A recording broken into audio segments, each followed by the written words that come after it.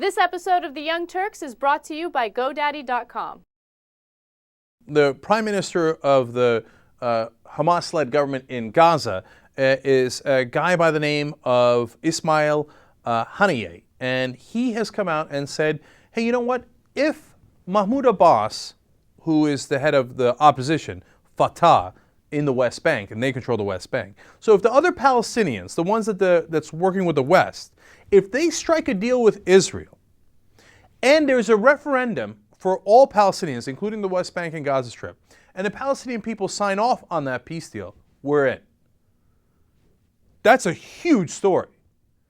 So, because what Israel always says, and what other critics say is, what's the point of these negotiations? Hamas is never going to sign on anyway, and they're terrorists, and they're always going to fight us, and they always want to destroy us.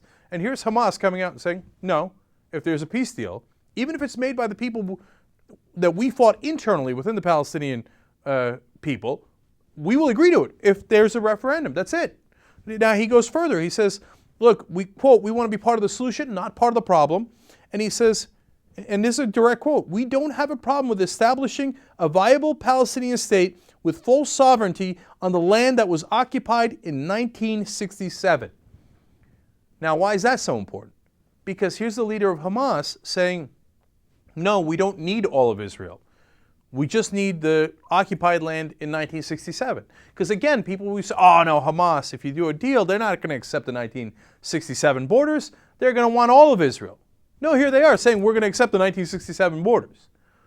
And by the way, it's not just their prime minister.